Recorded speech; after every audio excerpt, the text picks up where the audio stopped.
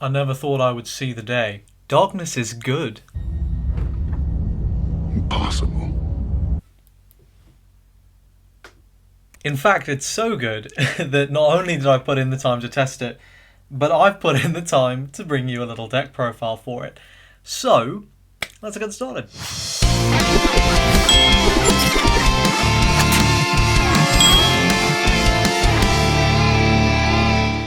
So, as you can see, in an effort to try and make this somewhat feel like an actual deck profile, I'm back in TTS, and I'm just going to be going through the whole list. First, a quick discussion on the ruler choice. So, obviously, lots of choices for the way you want to go down. I would immediately say Legion and Highlander are ill-advised. You're probably going to struggle to make Darkness work, given that you can only run one of any card. Berserker also I think is pretty ill-advised. I think there are much better ways to go down than trying to make Darkness work in Berserker. So your three options really are Knight, Apprentice, and Wizard. I would not advise Wizard due to the life limit there and the stats. Darkness doesn't really play enough cards, in my opinion, in any kind of optimal build to, at the moment, justify needing that extra energy on your opponent's turn, because you don't have a great deal of interaction anyway, and you're kind of your counters are kind of doing a lot of the heavy lifting for your defensive tools. You have a few defensive options, for example Alice, who you will see in this deck profile, but that's kind of it. Don't play a great deal, so the energy is not super valuable. And then the choice obviously comes down to Knight or Apprentice, and I think Knight is the way to go, because you would much rather have sort of some kind of agency over when you play your cards than none. So that was the process by which I narrowed it down. Really, it was just a choice between Knight and Wizard, and I thought Knight was the way to go. And I think people very pretty much in agreement there. So that out of the way, let's get started. And I suppose we can start with my legend choice, first one here, which is Blaster Vortex. And I suppose actually, let's grab the second legend while we're here. And the second legend is, I would hope, relatively unsurprising, and that is Win-Win. So this is perhaps not what you might expect. You might have expected me to be playing Captain Liberty, or Magvarius or something. The reason I'm not playing Mag is just space. I genuinely couldn't fit that counter in. I thought pretty much everything else was really valuable, and I didn't think it was worth. Maybe I could cut Blaster Vortex and my one copy of Final End Dragon for Magvarius, but I was like, I think I'm reducing my Darkness count, which I could increase, to be fair, but I'm reducing it. And am I ever really going to hard play a Mag? Probably not. Yeah, it's a really powerful counter, but So this was kind of my only real choice. Hellfire Magvarius was another consideration, but I wasn't a big fan. Atlas's legends are just not very good, relatively speaking. Obviously, Liberty's amazing, but in this one deck, when a majority of your counters, well, not a majority, when half your counters are things you don't want to banish, not ideal. So I settled on Win-Win and Blaster Vortex. I would say these are pretty flexible. It doesn't matter a great deal. The legends are so good that it doesn't really matter, but Win-Win has been very nice whenever you do see it. And Blaster Vortex I have not got off a single time, so I can't really say on that, but certainly back when I was playing Liberty didn't feel overly fantastic anyway, because a lot of the time you just had a board, so you weren't, it would be a small upgrade, if that. So those are the legends. Let's cycle through some of the obvious staples. So we got 4 copies of Docklefar. This hasn't changed from set 1. This card is absolutely nuts. One of the best cards in Darkness. It counts as 2. So apparently, mistranslation, it counts as 2 and it can be a level 0 to 2, which is a really big buff. It was already amazing before. Granted, a lot of the time that doesn't actually make a difference. Like, most of the time you do have that additional darkness to send back anyway. You tend to care more about the You tend not to use both of those at once, like it tends not to matter, but it's a nice bonus that sometimes does. So that's very good. 10 out of 10 card. Next, we've got a relatively recent addition, which is 2 copies of Break Through the Enemy. So why do I play this card? Well, yes, it does cost 1 energy, but it is set removal that doesn't take up a counter. The other option was Dispel, but I didn't really have the counter space to justify that. Nothing in Atlas, I believe, really filled this role, so I essentially settled on this. And I thought that was it was good, and of course it also has the built-in option to buff some of my stuff for extra clearing power, but generally speaking this is used on set removal because the set is typically going to be some sort of interaction or keeping like something of their safe or reducing something to 0, so it's pretty much always good. So big fan of this. If you are not a fan though, if you don't like this, then you could very easily replace it with 2 extra copies of Flying Shield. I play Flying Shield at 2 here. The shields have just been very disappointing. I don't know in my experience. They haven't tested fantastically, but when you do see them, they are nice. Here's a one of. It's the Japanese card. My apologies, but what this does is for 2, you destroy a level 1 or lower enemy unit and you heal 1. So I only play this at 1. It's a darkness traded event. But it's level 2, so that's useful. There's not a great deal of level 2s. You're generally using your level 0s to become level 2s. And sometimes you'll really need to heal something out. And in those instances, this is really good. Especially when your opponent's playing like slapping down a really big vanilla, like that 3-5-2 military vanilla. This is very useful to just go ahead and go, nope, bye-bye. Which is just very nice. Alright, next we got one of the best cards in the set. 3 copies of Levin. This card's amazing. 4/4/1, very strong clearing power. It's almost vanilla stats, it's just missing out on 1 strike, but in exchange it's treated as a level 0 in the drop zone. You can revive it with Hades. When you revive it with Hades, it gets Defender. It's amazing. Very, very, very strong. Big fan. Yeah. Owl, Military Darkness, so fantastic traits. Next, we've got 2 copies of this boy. So this is 3/1/1, so the 3 attack is actually quite nice. Generally speaking, your opponent's not going to want to waste any removal on this unless they really have it to spare. Good traits. Traitor is relevant. Darkness is obviously very good. And it counts as a 0, 1, or 2 in discard. So this is just a little nice consistency booster to ensure that your Violas go off. And oh boy, do your Violas go off. I would say at least 50% of games I'm summoning Viola nowadays. Next, we got 4 copies of Geist. This card is great for 4 strike, 4 attack for that clearing power, and additional mill is really, really good. This is a fantastic card, and of course, another traitor attribute which is really useful with Final End. Next, we've got 4 copies of the only Abyss summoning monster I play, which is the Wizard, who is a 2/4/0. Don't care about the strike at all because it's going straight into the drop zone. It is 4 HP, which means it's unlikely to get removed. Your Abyss summons are resolving the vast majority of the time off this guy.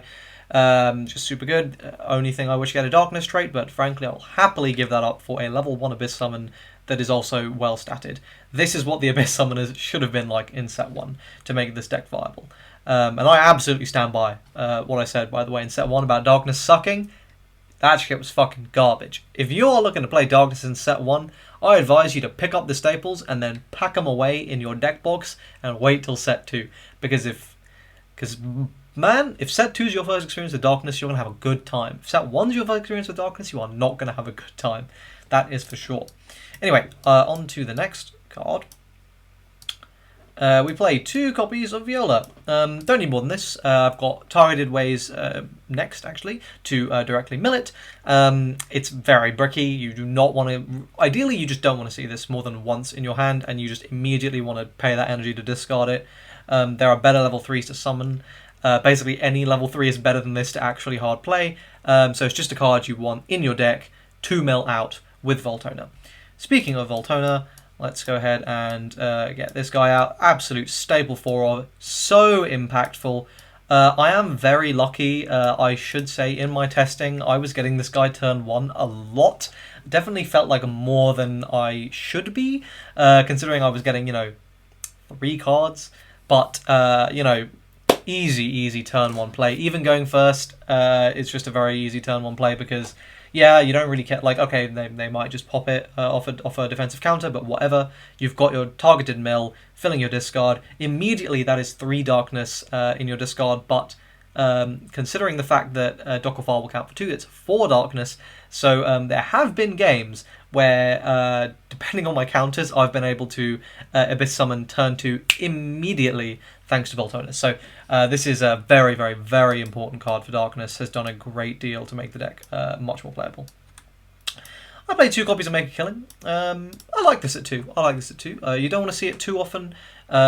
Sometimes you're not going to be able to use it. Sometimes you really need to use your resources to clear the board. And it can be bricky. But generally, when you do see this, you're quite happy to see it. You have something to discard. It's very nice to see this early on in the game. It's pretty good to see this later on in the game, so you can pitch your level 3s. You can potentially set up. You can set up for a counter Abyss Summon, and this is something that good players you're really going to have to keep in mind against Darkness. You're going to have to keep a religious watch on their discard, because if you are not paying attention, if you don't know what they could potentially flip as a counter, you will just take hard L's. I was testing against Cross, and he did a fantastic job of basically just making sure he was always on top of what my discard was, and structuring his attack order such that even if I were to hit a counter to immediately Abyss Summon, he could still get through that Abyss Summon or block that Abyss Summon off entirely by controlling how many Darknesses I had available. And unless I got obscenely lucky, I wasn't going to be doing anything about it. So, that's the bare minimum level of play you're going to need to have against Darkness to start to not basically get dumpstered, because this deck is really, really strong. Anyway, that was a bit of a tangent. Make Killing is a good card. I have completely changed my opinion on this guy pretty much since the game came out. So I used to think this guy was a bait in set 1, and to an extent I think it was. But that's more to do with Darkness just kind of being pretty bad in set 1. In set 2, this condition of 5 is trivial to fulfill. It's very, very, very easy. I'm totally comfortable just chucking 4 of this dude in, because you're going to Abyss Summon him multiple times per game, more than likely. You want to hit this guy as a counter to just end your opponent's turn. It will happen more than you think, where you will just go, boom, your turn is over, it is my turn, I'm going to steal this game now.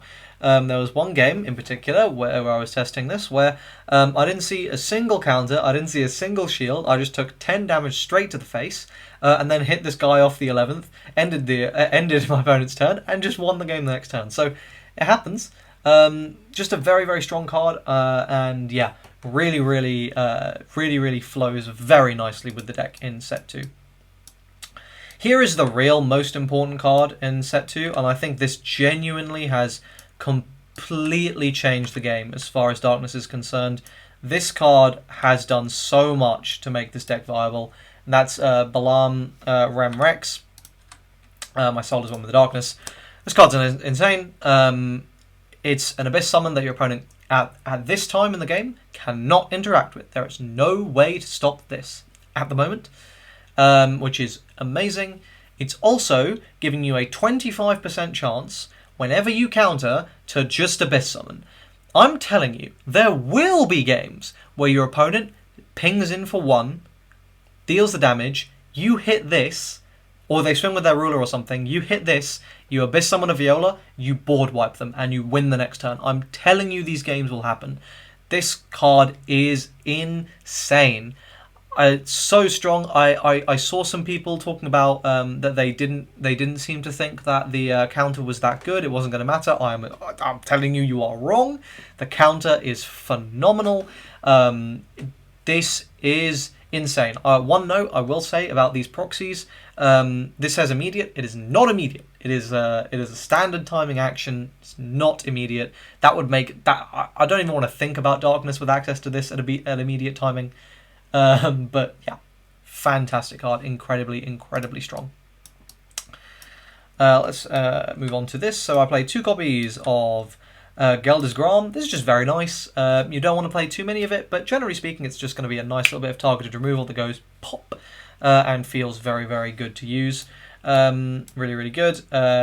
Here is our 4-off staple, Alice. This is kind of non-negotiable. I don't really know what you're doing if you're not playing 4 Alice, to be honest, in most Knight decks.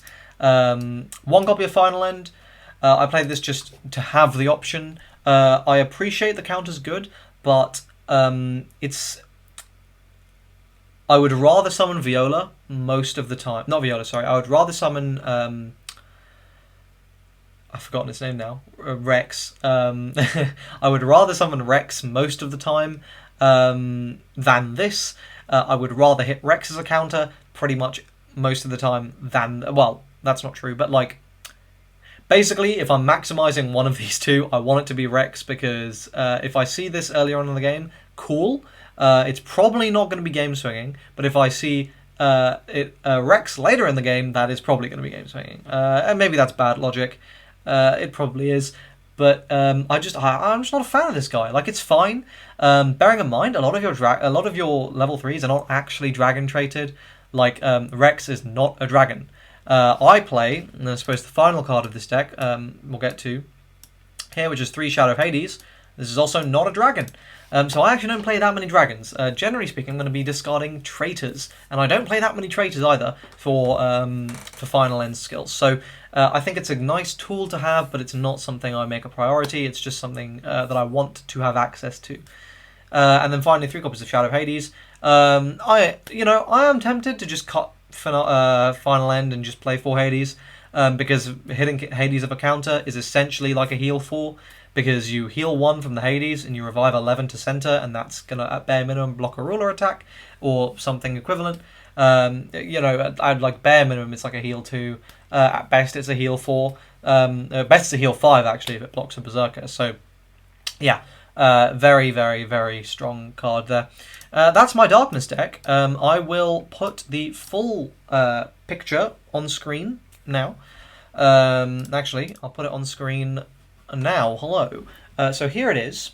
I apologise if the camera has been lagging during this deck profile, but my computer is a piece of shit and TTS takes up all the resources. But yeah, I hope you found this deck profile useful. If you did, please leave a like on the video. Try the deck out. Let me know what you think. Do you think Darkness is finally good? I do. I genuinely do. Let me know your thoughts in the comment section down below. Subscribe to the channel for more Gate Ruler content. If you want to pick up Gate Ruler, use my affiliate link in the description to help support the channel. That'd be much appreciated. And I'll see you guys in tomorrow's video. Cheers.